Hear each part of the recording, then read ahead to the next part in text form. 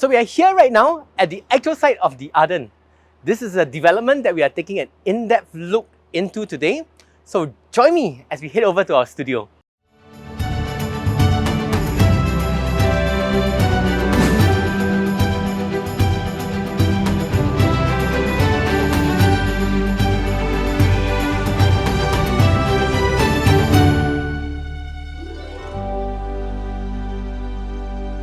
There are no more new developments worth buying. This is a common statement that I hear. But is this true?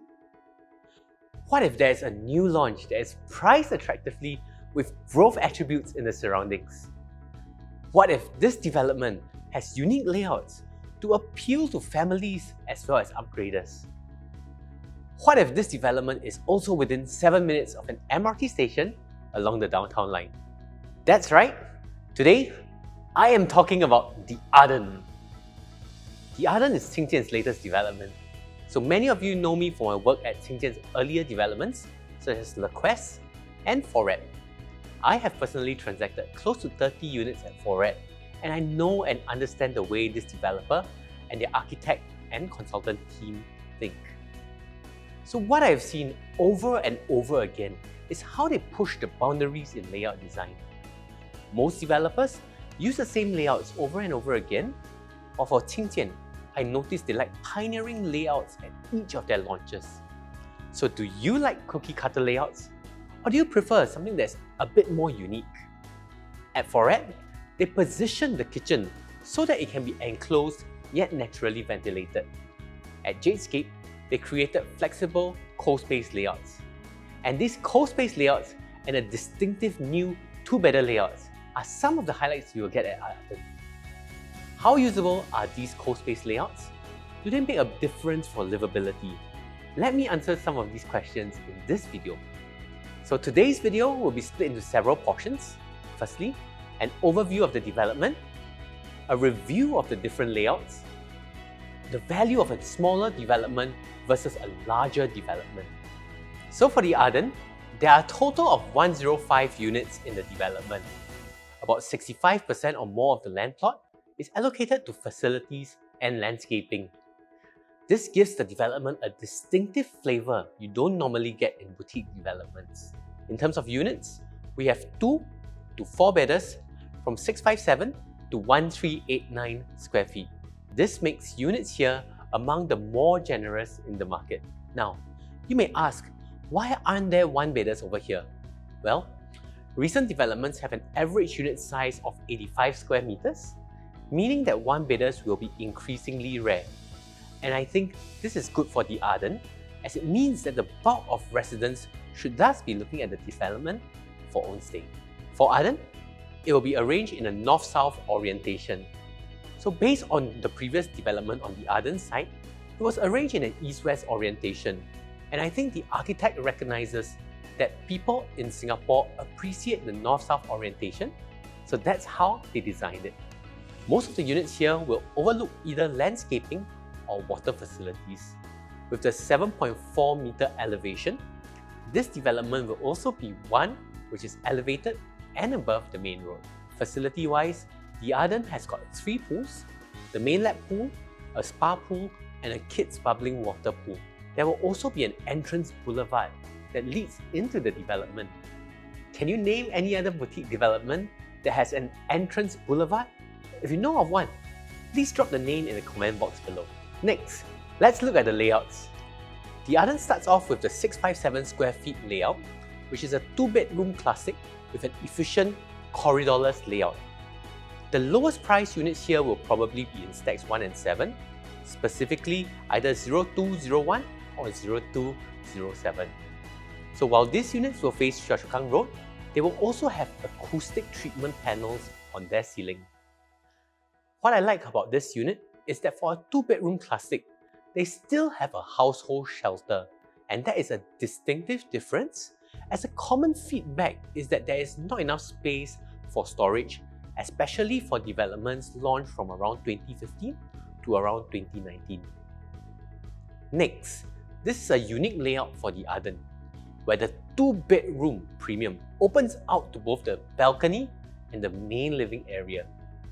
The living is designed to maximize space to move around with a proper dining space catered. There are only 3 stacks of this layout found in stack 4, 11 and 18, which face the lawn and the pools. This will be highly sought after layout and should have a strong take-up rate. So if you are looking at District 23, there aren't much stocks of new 700 plus square feet 2-bedders, so this will replenish stock before it's all taken. So in terms of value, Stack 4 will probably be the most attractively priced, with Stack 18 probably being the most premium stack. For the 3-bedder, there are 3 stacks of them. They are in Stack 2, 13 and 20. Stack 2 should be the most attractively priced, followed by Stack 20, because Stack 20 faces the landed houses of Hillstar, and this will be a sought-after stack for those who want more privacy. Stack 13, on the other hand, should be a premium pool view facing. So in terms of the 3-bedroom layout, I like how it is larger than normal at 1012 square feet. Most 3-bedders now can be 800 or 900 square feet, so a 1000 plus square feet layout is definitely a highlight.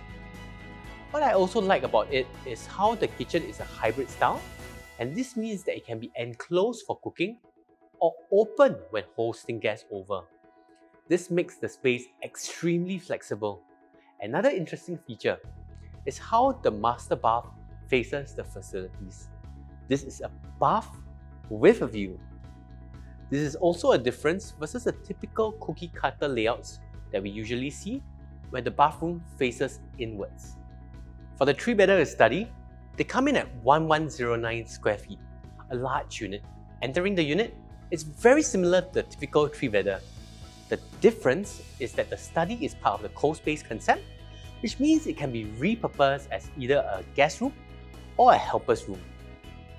At this point, something unique that the developer is opening up for launch day buyers is to have the option not to include the wall, meaning the living room can be even larger. And this will be attractive to those who want a larger living space.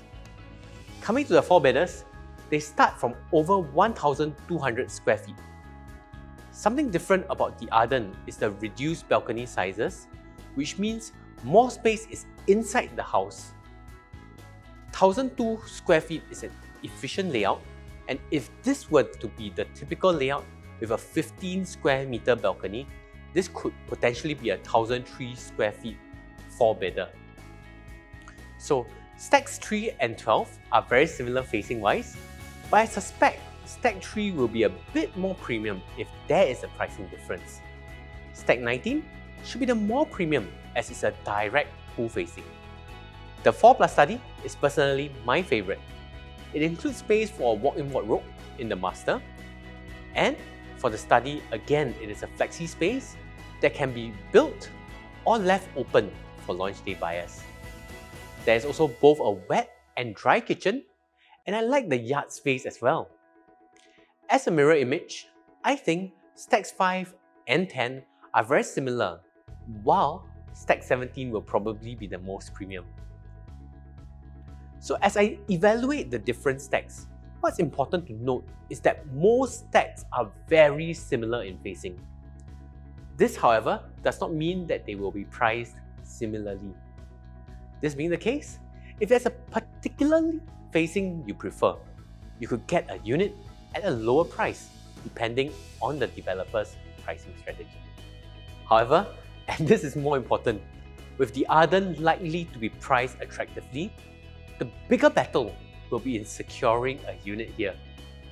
Therefore, if there is no specific facing preferred, it's good to still get a unit here as there are only 15 units to choose from for many stacks. So next we come to the big question. Many property analysts have shared about the value of large developments, particularly mega developments of more than 1,000 units. I think that mega developments will appeal to certain groups of buyers who like space and facilities. However, I think that in recent times, people who prefer more exclusive developments have been a bit neglected due to the types of developments that have been released. Generally, there are three main types of developments. Boutique developments that are up to 150 units, mid-sized developments from around 200 to 600 units, and mega developments that are by definition more than 1,000 units. Nowadays, some also define mega developments as developments with more than 650 units. So for you, do you like boutique, medium, or mega developments? Let us know your preference in the comments below. So while technically Arden is a boutique development, it behaves more like a petite, mid-sized development. Why do I say that? Nowadays, many boutique developments are redevelopments of shophouses or landed houses. As such, they may have as little as 20 units. And naturally, a 20+ unit development will have much less facilities than a 100+ unit development.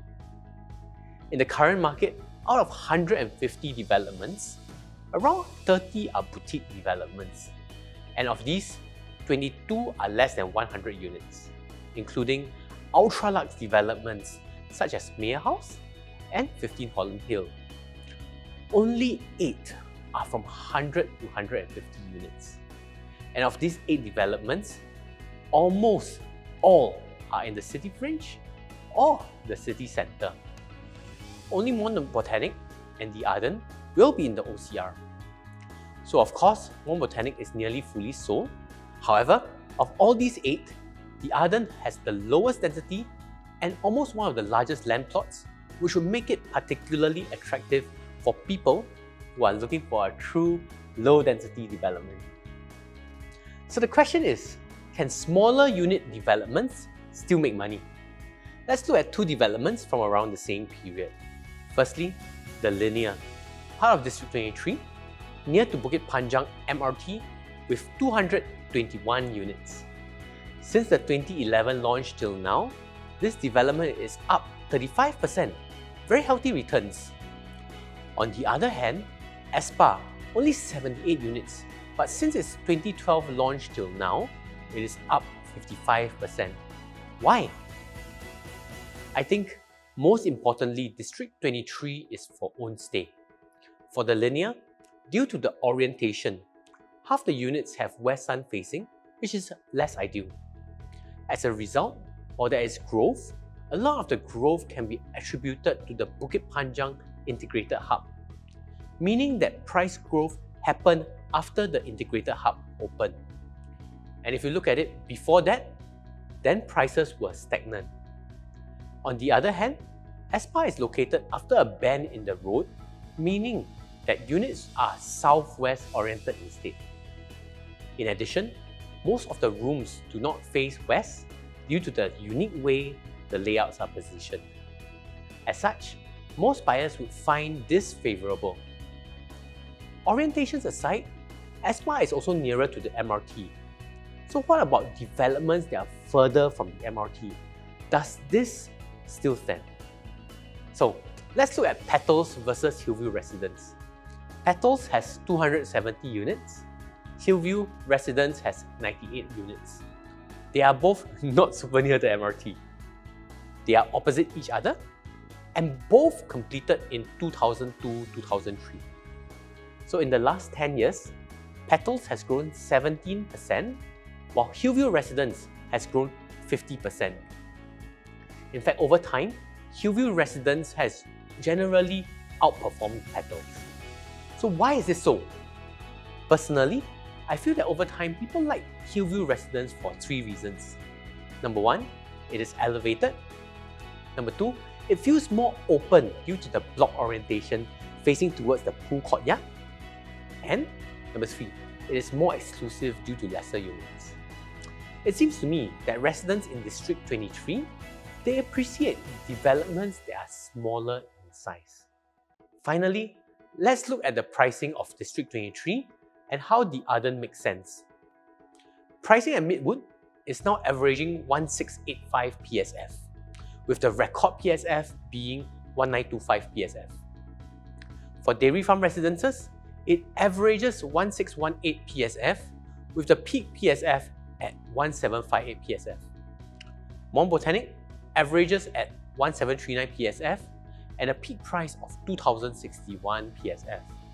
So if the Arden launches at an average price of around 1600 PSF, it will be very attractive based on current pricing.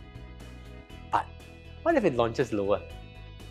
What we are waiting for now is the developer's pricing. So what do you think it will be? Do you think the Arden is good value? Do you like the content in this video today? Do you think that the Arden could be a development that is suitable for you? If you do, get in touch with me either through the comment box below or through my contact details, and I'll be glad to walk you through this development in greater detail. Like and subscribe to my channel, Jeremy Baruch Property, and you will get more content, more in-depth reviews, more interesting tips on the property market. So once again, this is Jeremy Tan signing off.